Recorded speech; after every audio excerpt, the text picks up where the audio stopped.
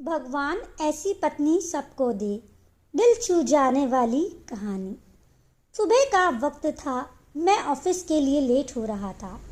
अक्सर मैं सुबह जल्दी ही तैयार हो जाता हूँ, लेकिन कल शाम ऑफिस का बहुत काम था, इसलिए देर रात तक जगना पड़ा। देर रात जगने की वजह से सुबह लेट उठा, इसलिए ऑफिस जाने में देरी होने लगी। मैंने बाथरूम में घुसते हुए अपनी पत्नी को आवाज़ लगाई कि मेरे बेड पर कपड़े तैयार रखे। मैंने बाथरूम में ज़्यादा समय नहीं लगाया और जल्दी से नहाने के बाद बाहर आ गया। मैंने अपने बिस्तर पर देखा, वहाँ तो कपड़े ही नहीं थे।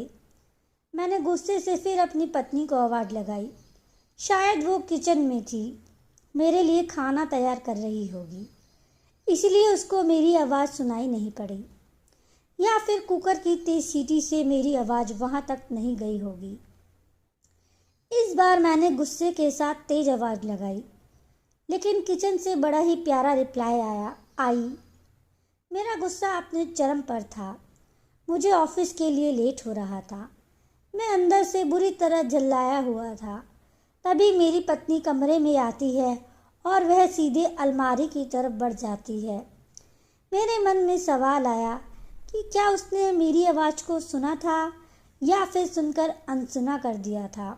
फिलहाल जो कुछ भी हो, वो मेरी तरफ देखते हुए कपड़े बेड पर रख देती है और वहाँ से जाने वाली होती है।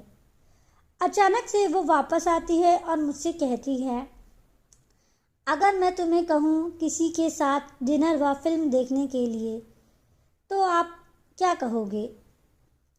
उसके पूछने का अंदाज थोड़ा अलग था। मैं समझ नहीं पा रहा था कि आखिर वो किसकी बात कर रही है और क्यों। शायद मैं जवाब देने के लिए तैयार था। मैंने बोला, मैं समझूंगा कि तुम अब मुझसे प्यार नहीं करती।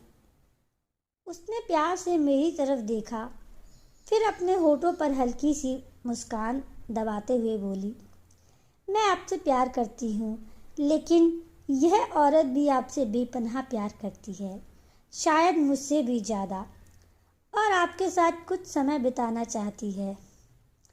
मुझे पत्नी के मुंह से इस सवाल की उम्मीद नहीं थी। मेरे मन में एक सेकंड में हजारों सवाल ऊपर से नीचे होने लगे। आखिर किस औरत की बात कर रही है और किससे मिलवाना चाहती है? ऐसे हजारों सवालों के साथ मेरे मन में मुझे घेरे हुए था। आखिर मैंने पूछ ही लिया कि तुम किसकी बात कर रही हो? पत्नी ने बिना कुछ बोले एक तस्वीर की ओर इशारा कर दिया। वह तस्वीर मेरी माँ की थी, जो मुझसे दूर रहती थी, जिसने कई महीनों से मैं नहीं मिला था। शायद काम की वजह से मैंने उन्हें फ़ोन नहीं कर पाया। मैं बिज़ी होने के कारण उन्हें समय नहीं दे पा रहा था। मैंने पत्नी की तरफ देखा। पत्नी ने मुस्कुराते हुए मेरा मोबाइल मुझे थमा दिया। मैंने माँ को फ़ोन किया और उनसे रात पर खाने और साथ में फिल्म देखने के लिए कहा। माँ मेरी आवाज़ सुनकर खामोश हो गई। तुम ठीक तो हो ना? तुम दोनों के बीच कोई परेशानी तो नहीं? माँ ने पूछा। उनके लिए मेरा इस तरह फ़ोन करना शायद किसी परेशानी का संकेत था। नहीं माँ, कोई परेशानी नहीं, बस मैंने सोचा कि आपके साथ बाहर जाना एक सुखद एहसास होगा। मैंने जवाब दिया और कहा, बस हम दोनों ही चलेंगे। उन्होंने इस बारे में एक पल के लिए सोचा और कहा, ठीक है। शनिवार की शाम को जब मैं उनके घर पहुंचा तो वह मेरा इंतज़ार कर रही थी। मुझे देखकर उनका चेहरा खुशी से चमक उठा, जैसे वर्षों से खोई हुई दौलत उन्हें मिल गई हो। मैंने माँ के पैर छुए और उन्हें गाड़ी की तरफ ले जाने लगा। वह बार बार मेरी तरफ देखकर हल्के हल्के मुस्कुरा रही थी। फिर माँ के हम पसंद रेस्टोरेंट तक पहुँच चुके थे, जो कि दिखने में अभी भी अच्छा और आरामदायक था। अंदर जाकर हम दोनों टेबल पर बैठ गए। मैंने पास रखे मेन्यू को उठाया और पढ़ने लगा। मेरी निगाह माँ पर पड़ी। वह अभी भी मुझे देख रही थी, लेकिन इस बार उनकी मुस्कान गायब हो गई थी। वह उदास दिख रही थी। शायद मैंने मेन्यू पढ़ने में ज़्यादा समय लगा दिया। मैंने मेन्यू को साइड पर रख दिया। मैंने माँ से खाने के लिए पूछा। उन्होंने मेन्यू की तरफ इशारा करके मुझसे कहा, तुझे याद है जब तू छोटा था और हमारे साथ बाहर खाना खाने आता था? मैं भी तेरे लिए इसी तरह मीनू गौर से देखती और तेरे लिए अच्छा सा खाना ऑर्डर करती थी जो तुझे पसंद था। लेकिन अब वक्त बदल गया है, महंगाई भी बहुत हो गई है। तू शायद मेन्यू में कुछ नया देख रहा है। माँ का जवाब सुनकर मेरी आंखों में आंसू निकलने लगे, लेकिन मैंने खुद को संभाला और कहा, माँ, इस बार मैं आपके लिए मेनू पढ़ना चाहता हूँ। इसके बाद मैंने एक बढ़िया सी डिश माँ के लिए ऑर्डर करी। खाने के समय माँ ने मेरे बचपन से लेकर अब तक की कई किस्से सुनाए। मुझे ऐसा लग रहा था मानो मैं वापस बचपन में आ गया हूँ। मुझे उस समय इतनी खुशी हो रही थी मानो सारी कायनात इसके आगे फीकी सी हो। बातों ही बातों में समय का पता ही नहीं चला। मैं माँ के साथ थोड़ा और वक्त बिताना चाहता था, लेकिन अंधेरा हो चुका था और माँ को उनके घर छोड़ मुझे वापस घर भी जाना था। मैं माँ को लेकर उनके घर पहुँच गया। अब वक्त था कि माँ से विदाई लेने का।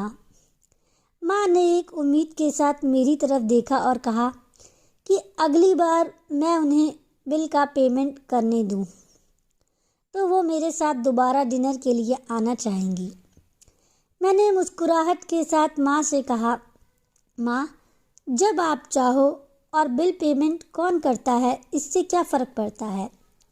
माँ ने मेरी तरफ देखा और मुस्कुराहट के साथ कहा कि फ़र्क पड़ता है। ठीक है, अगली बार बिल आप ही पे करोगी। इसके बाद मैंने माँ से विदाई ली और अपने घर की तरफ चल दिया। घर पहुंचकर देखा तो मेरी पत्नी मेरा इंतज़ार कर रही थी। उसने पूछा, कैसा रहा आज का दिन? बहुत बढ़िया, जैसा सोचा था उससे कहीं ज़्यादा बढ़िया, मैंने जवाब दिया। इसके कुछ दिनों बाद अचानक मुझे माँ के देहांत की सूचना मिली। उन्हें दिल का दौरा पड़ा था। यह इतना अचानक हुआ कि मैं कुछ समझ नहीं पा रहा था। मैंने माँ के लिए कुछ भी तो नहीं किया था। मैं वापस उनके साथ समय बिताना चाहता था, लेकिन अफसोस अपने व्यस्त समय की वजह से मैं माँ के लिए समय नहीं निकाल पाया। लेकिन अब पछतावे से क्या फ़ायदा? जब माँ थी तब समय नहीं था और आज समय है तब माँ नहीं है। माँ की मौत के बाद मुझे एक लिफाफा मिला। उस लिफाफे में उसी रेस्टोरेंट की एडवाइस पेमेंट की रसीद थी। माँ का एक खत था जिसमें लिखा था, मेरे बेटे, मुझे पता नहीं कि मैं तुम्हारे साथ दोबारा डिनर पर कब जाऊंगी या नहीं, इसलिए मैंने 2 लोगों का बिल एडवांस में पेमेंट कर दिया है। अगर मैं नहीं जा पाऊँ तो तुम अपनी पत्नी के साथ भोजन करने ज़रूर जाना। उस रात को तुमने कहा था ना कि क्या फ़र्क पड़ता है। मुझ जैसी अकेले रहने वाली बूढ़ी औरत को फ़र्क पड़ता है। तुम नहीं जानते, उस रात तुम्हारे साथ बीता हुआ हर पल मेरे जीवन का बेहतरीन समय में से एक था। भगवान तुम्हें सदा खुश रखे, तुम्हारी माँ। इंसान को दुख अपने खोने के बाद होता है। अगर समय रहते ही एहसास हो जाए तो जीवन में छोटी छोटी बातों से भी परिवार में खुशियाँ बांटी जा सकती है।